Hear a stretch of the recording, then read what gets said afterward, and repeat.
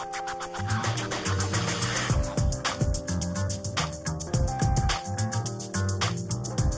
эфире программа «Акцент». Здравствуйте. 2019 год объявлен в России годом театра. Совсем недавно свой сезон, 128-й сезон, завершил старейший театр республики — Русский драматический театр. И о том, каким он был, сегодня нам расскажет директор и художественный руководитель театра Александр Александрович Лобанов. Здравствуйте. Здравствуйте. Итак, о сезоне. Каким все-таки он был? Главные итоги? Ну, самое главное, то, что он был интересным. Так. Это уже говорит на самом деле о многом, и я думаю, что интересен он был как по эту сторону, то есть для нас, да, так и по другую, то есть для зрителей. Но это мы можем наблюдать в комментариях и в соцсетях, и на форумах. Ну, Хвалят?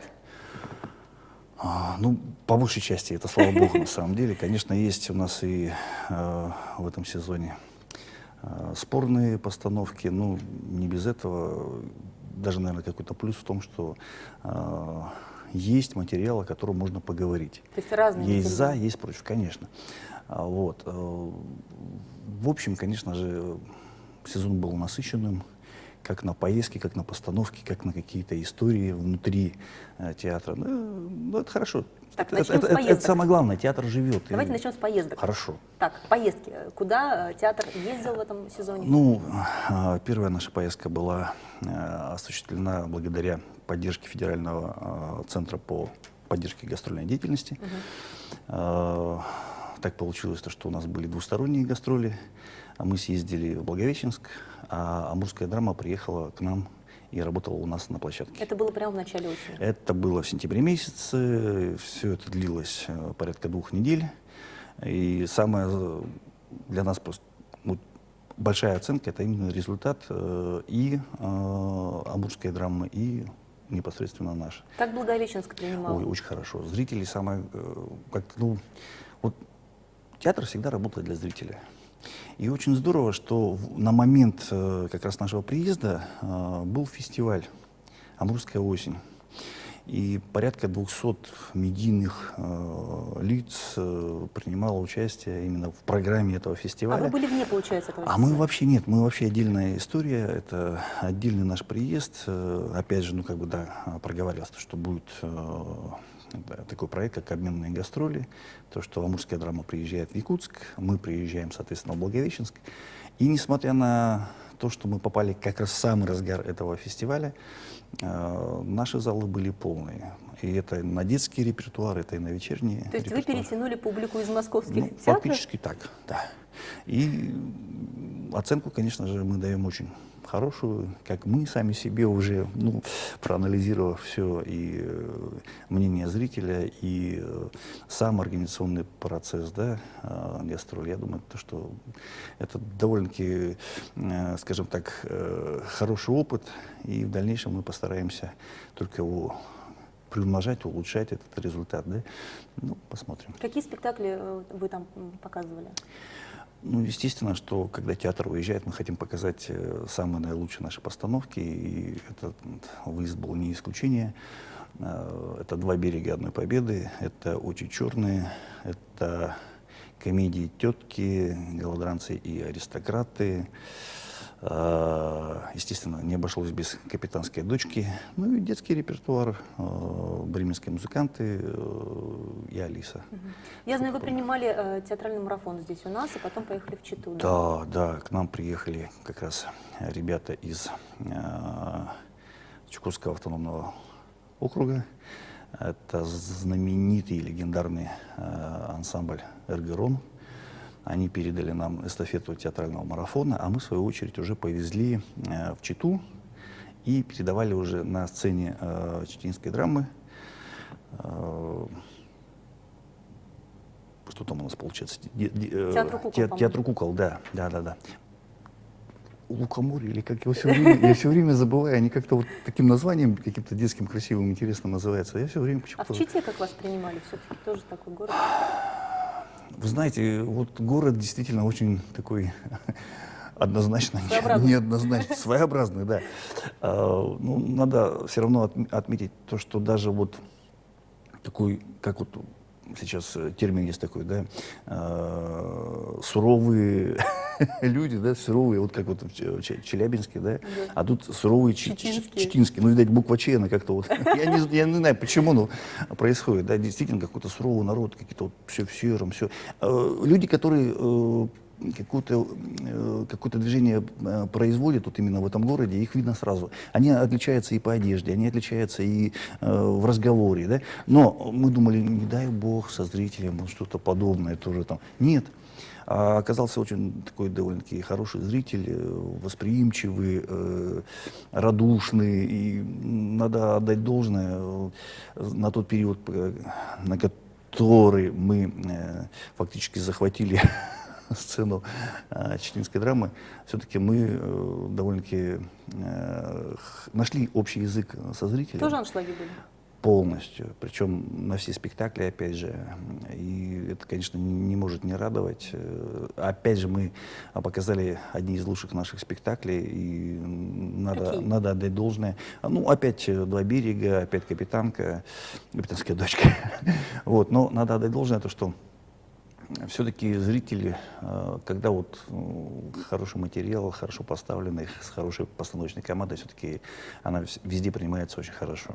О премьерах. Какие были премьеры в этом сезоне, да, уже в минувшем 128-м? Вот как-то всегда вот с какой-то грустью, так, ну да, с чего начать? Все равно с какой-то грустью приходится рассказывать то, что уже было, да? Потому что почему? Ну, во-первых, уже новый какой-то этап, нужно идти дальше, и всегда как-то так раз, и что там было, что и начинаешь скрупулезно так, с чего же там началось? Ну, началось, да, с гастролей, потом по приезду мы занялись уже постановкой комедийного спектакля, который сейчас идет на ура. Но с некими шероховатостями, честно говоря, он рождался. Это «Без паники, сеньоры» в постановке Галины Карасевой. Все-таки, ну, сейчас это один из посещаемых спектаклей комедийных.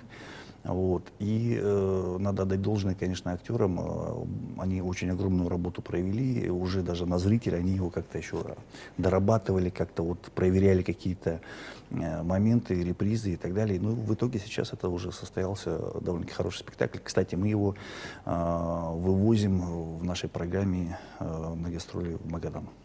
Который будет в сентябре. Который будет в сентябре, по октябрь, да, в следующем сезоне. Вот. Затем после мы поставили, уже взяли детский материал, это была «Золушка». Тоже довольно-таки интересный опыт работы. Почему? Потому что с недавних пор наши актеры запели вживую. Вот. И все спектакли были действительно с живым вокалом. Это музыкальная сказка, тоже пришлась по душе нашему зрителю, причем не только для тех, на кого мы, собственно говоря, и обратили внимание, для кого ставили. Не только дети были в восторге от сказки, но и самое главное то, что и родители с удовольствием приходят, поют песни, где-то пританцовывают, подпевают. Это полностью авторский спектакль, насколько мне известно, да? Там песни авторские, новые? Ну, фактически, да. Текст оригинальный. А то, что касается песен, да, песни это у нас были написаны специально для этой постановки. Постановка Андрея Габышева. А так получилось, что тут некий тандем, потому что текст песен принадлежит супруге режиссера Ксении Зыковой.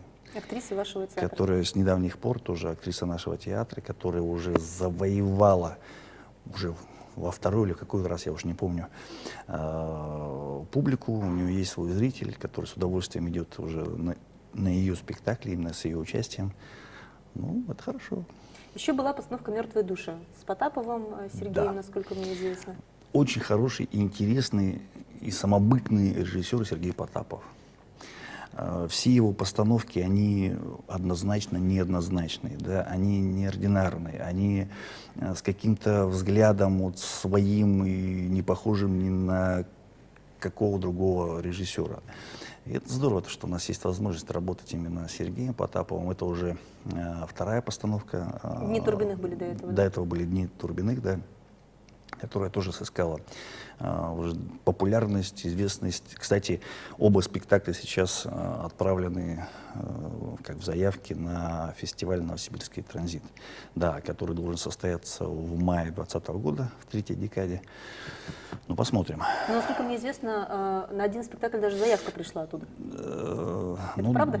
так и было, да. Дело в том, что в самой форме заявки там, ну, максимум можно указать 2 наименования. Получилось так, что для организаторов было интересно сразу же 3 спектакля, которые у нас вышли, и помимо вот уже вышесказанного «Дни Турбиных» и «Мертвые души», еще отправлена заявка на «Барышня крестьянка». Это тоже новый спектакль.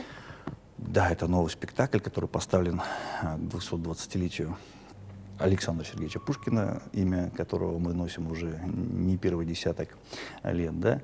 И, как показывает, опять же, реакция зрителя, довольно-таки неплохой спектакль получился. Я думаю, они что он еще совершенно разные, да? абсолютно. Это 2 разных. Вот «Мертвые души» и «Барышня Они и крестьянка». по энергетике, и по стилистике, и по реакции зрителя. Это абсолютно разные спектакли, но они абсолютно разные, абсолютно интересные, как и тот, и другой. Они не оставят равнодушным никого, и у каждого останется какое-то послевкусие. Это намеренно было сделано так, что спектакли настолько разные? Просто Да вы как... знаете, на самом деле так получилось. Это просто, ну, видать, вот так должно было быть. Вот как вот инь-янь, одно, как говорится, дополняя другое. Вот, скорее всего, так же и получилось в этот раз. И «Мертвые души», они вот как-то одну энергетику, какой-то заряд один, да, и совсем другое «Барышня и крестьянка», это уже несколько иной. И по состоянию актерскому, по ощущению зрительскому. Абсолютно 2 разных спектакля. Вы сами как артист заняты в каком-то из этих спектаклей, верно? Или... Да, так получилось, что мне было доверено сыграть роль в «Мертвых душах». Ну, я надеюсь, что моя роль удалась, и я как-то вроде бы как дополнил спектакль своим присутствием. Ну, надеюсь, это не только мое мнение.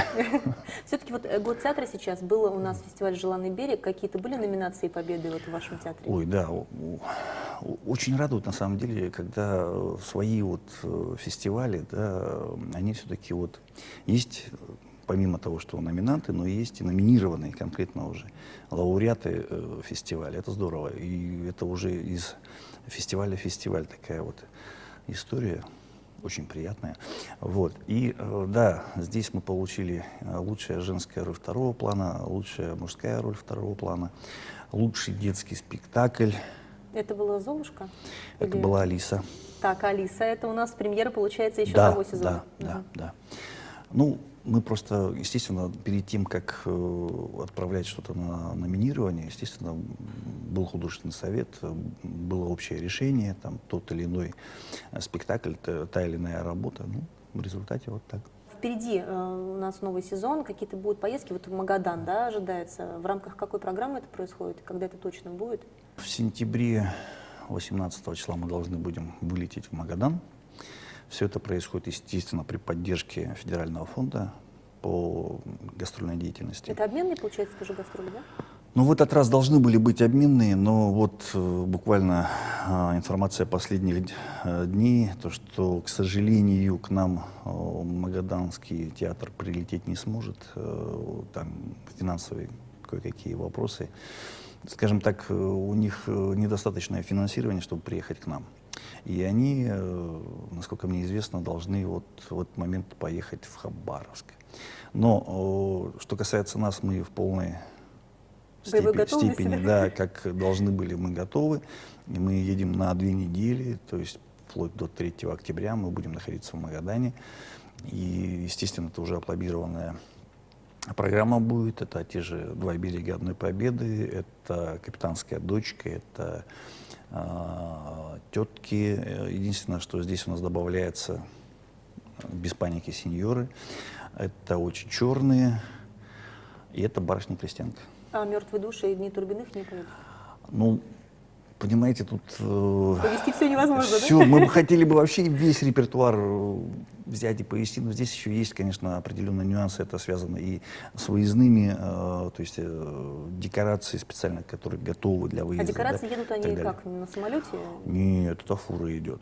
Идет фура, ну, дней 5 минимум они будут добираться до туда, потому что дорога такая, она очень сложная. Но слава богу, что мы не зимой двигаемся, так что я думаю, что все будет в порядке, и мы вовремя покажем все спектакли. То есть у вас сейчас такое освоение Дальнего Востока происходит Ну, театра? фактически у нас и была идея, то, что пора нам все-таки вот как-то вот все, что рядом с нами, объездить, себя показать, на других посмотреть. Ну и слава богу, то, что это получается. Не могу не спросить, все-таки «Золотая маска», да, это главная наша национальная театральная премия. Все-таки русский театр планирует подавать заявку на... Вполне возможно. Подождите, всему свое время. Вот для начала мы хотим все-таки появиться в Новосибирском транзите. Вот, а потом вполне возможно то, что русский театр может появиться и на «Золотой маске», и на ряде других фестивалей. Почему нет? Какие-то награды нас ожидают среди вот артистов, может быть, звания какие-то? Ну, безусловно, это же ведь год театра. Я думаю, то, что в конце года театра мы увидим какие-то благодарности, награждения. Почему нет? Спасибо большое, Александр Александрович, за такое интересное интервью. Вам спасибо. Это была программа «Акцент». До новых встреч.